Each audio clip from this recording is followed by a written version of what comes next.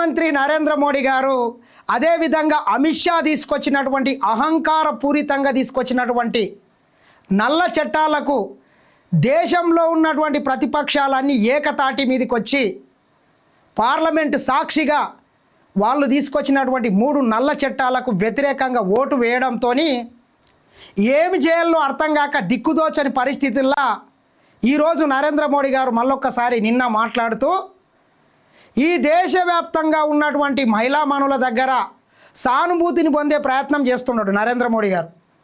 నరేంద్ర మోడీ గారు మీకు నిజంగానే ఈ దేశంలో ఉన్నటువంటి మహిళల మీద మీకు ఏమాత్రం గౌరవం ఉన్నా, ఏమాత్రం చిత్తశుద్ధి ఉన్నా, నిజంగానే మీ హయాంలో వాళ్ళకు మేలు జరగాలనే ఆకాంక్ష మీకు బలంగా ఉన్నట్లయితే మీ ప్రధానమంత్రి పదవిని వదులుకొని ఒక మహిళకి ఇవ్వండి.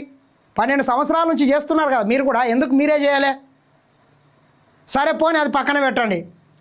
1980 నుంచి బీజేపీ పార్టీ ఆవిర్భవించినప్పటి నుంచి ఇప్పటి వరకు కూడా దాదాపు 15 మంది పురుషులే ఆ పార్టీకి జాతీయ అధ్యక్షులుగా ఉన్నారు. ఇప్పుడు ఒక మహిళను తీసుకొని వచ్చి మీ బీజేపీ పార్టీ జాతీయ అధ్యక్షురాలను చేయండి సాల్. ఎందుకు ఒగలేడుపులు ఏడుస్తారు? ఎందుకు ఓవర్ యాక్టింగ్ చేస్తారు? కాబట్టి మీరు మహిళల మీద మాట్లాడే నైతిక హక్కు, చిత్తశుద్ధి మీకు లేదు. కాంగ్రెస్ పార్టీ ప్రతిపక్షాలు ఏం చెప్పినాయి ఈరోజు? మీరు డీలిమిటేషన్ బిల్లుతోని దీనికి దానికి బోడిగుండికి కొబ్బరికాయకి ఎందుకు లింక్ పెడతారు? ఆ బిల్లుని సపరేట్గా తీసుకురండి. మహిళా కోటకు సంబంధించినటువంటి 33% వాళ్లకు కల్పించేటటువంటి బిల్లుని మీరు తీసుకురండి. మేము సంపూర్ణ మద్దతు ఇస్తామంటే లేదు లేదు లేదు, ఇది చేస్తేనే అది చేయాలి, అది చేస్తే ఇది చేయాలి. ఇది ఎక్కడి లాజిక్?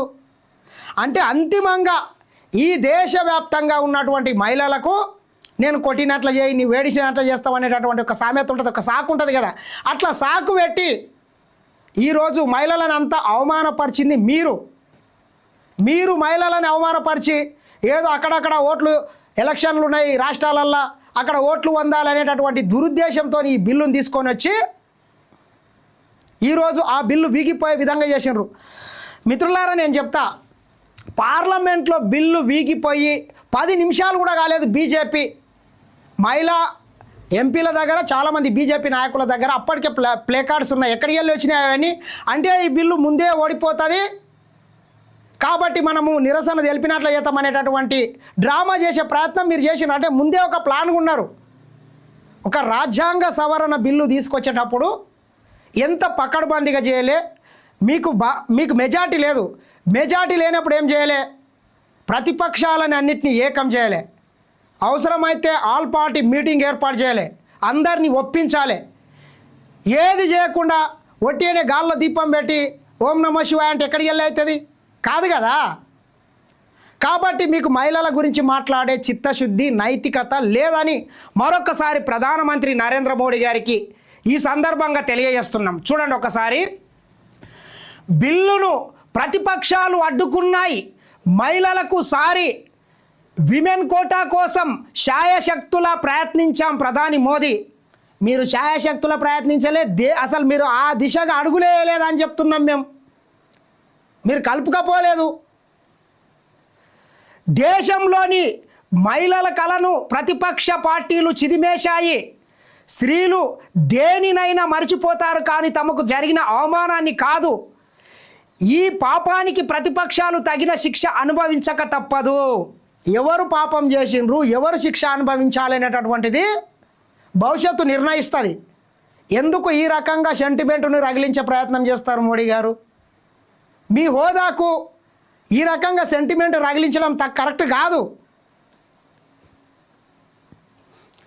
మాకు 66% ఓట్లు లేకపోవచ్చు కానీ 100% మహిళ మద్దతు ఉందన్న ప్రధాని ఉంటుంది. చాలా 100 కాదు, మొత్తం 200% మద్దతు ఉంది.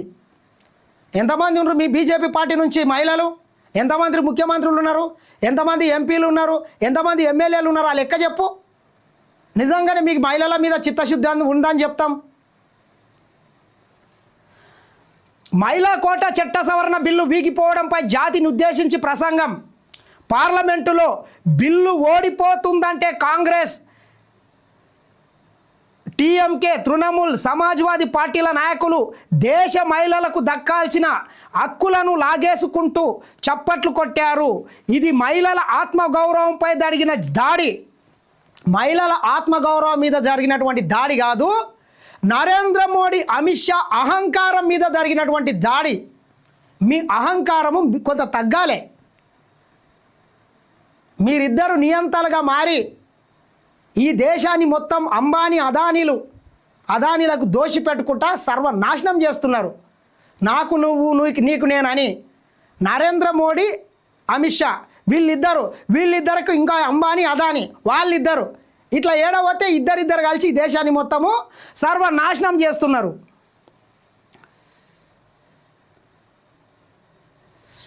ఇది మహిళా ఆత్మగౌరవంపై జరిగిన దాడి. మహిళా రిజర్వేషన్లపై ఆశలు ఆవిరైనప్పుడు పార్లమెంటు హాలులో సంబరాలు చేసుకున్న ప్రతిపక్ష నాయకులను మహిళలు ఖచ్చితంగా శిక్షిస్తారు. అంతెందుకు, పార్లమెంటు సాక్షిగా చాలామంది మహిళలే ఆ బిల్లుకు వ్యతిరేకంగా ఓటేసినారు. ఒక రాష్ట్రాన్ని పరిపాలిస్తున్నటువంటి ముఖ్యమంత్రి మమతా బెనర్జీ కూడా ఆ బిల్లును వ్యతిరేకించింది. ఎందుకు వ్యతిరేకించిందంటే, మీరు అహంకారపూరితంగా ఈ దేశాన్ని విచ్చలవిడిగా విభజించాలి, మా ఇష్టం వచ్చినట్లు 2029 ఎన్నికల్లో మళ్ళొక్కసారి అధికారంలోకి రావాలంటే ఇష్టం వచ్చినట్లని సీట్లను పెంచుకొని అధికారంలోకి దొడిదారిన రావాలని చెప్పి మీరు కుట్రలు చేస్తున్నారు. కాబట్టి మీ కుట్రలు కుతంత్రాలను మొత్తం పారదోలే విధంగా ఈరోజు దేశం మొత్తం ఏకతాటి మీదకి వచ్చి మీకు తగిన బుద్ధి చెప్పిందని మాత్రం చెప్పొచ్చు. చిన్న పాముని కూడా పెద్ద కర్రతోని కొట్టేటటువంటి మీరు ఒక రాజ్యాంగ సవరణ చేస్తున్నప్పుడు ఎంత పక్కడుబందీగా ఆ బిల్లుని తీసుకురావాల్సినటువంటి అవసరం ఉండే. అంతేందుకు 2023లోనే ఈ మహిళలకు సంబంధించినటువంటి బిల్లు పాస్ అయింది. ఈ రోజు కూడా దాన్ని ఎందుకు అమలు చేస్తలేరు? చేయండి. 543 సీట్లలోనే మహిళలకు 33% ఇవ్వండి. అట్లా ఇయ్యరు, కానీ ఇట్లా మొత్తం సెంటిమెంట్ని రగిలించే ప్రయత్నం చేస్తున్నారు. కాబట్టి నరేంద్ర మోడీ గారు ఇకనైనా ఈ సెంటిమెంట్ రాజకీయాలను బంద్ చేస్తే బాగుంటుంది. బీజేపీ పతనం మొదలైంది. కేంద్రంలో అది మైనార్టీ ప్రభుత్వమే. మమతా బెనర్జీ బీజేపీకి సొంతంగా మెజార్టీ లేదని రుజువైంది. మహిళా బిల్లును డీలిమిటేషన్తో ఎందుకు ముడిపెడుతున్నారని ప్రశ్న ఇప్పుడు చెప్పాలి. మహిళా బిల్లుని అసలు డీలిమిటేషన్ బిల్లుతోని ఎందుకు ముడిపెడుతున్నారు? ఆ రకంగా పెట్టాల్సినటువంటి అవసరం ఏమొచ్చింది? కాబట్టి మీరు చేసింది తప్పు. కాబట్టి మీకు దేశ ప్రజలు పార్లమెంటు సాక్షిగా మీరు అధికారంలోకి వచ్చిన తర్వాత మొట్టమొదటిసారిగా ఒక ప్రతిష్టాత్మకమైనటువంటి బిల్లు వీగిపోవడం మొదటిసారి. కాబట్టి మీరు ఇకనన్నా మీ అహంకారం తగ్గించుకుంటే బాగుంటుందని నరేంద్ర మోడీ, అమిత్ షాని హెచ్చరిస్తున్నాం. రాష్ట్రాల మీద పెత్తనం చెలాయిస్తాం, నోరుంది కదా ఎట్లా పడితే అట్లా మాట్లాడిపిస్తాం, కొంతమంది చెంచాలని పెట్టి ఇండియా పాకిస్తాన్ విభజనతోని ఆంధ్రప్రదేశ్ తెలంగాణ విభజనని పోలుస్తాం. ఇట్లా ఈ రకంగా చేసిండ్రు కాబట్టి మీకు తగిన బుద్ధి చెప్పిండ్రు.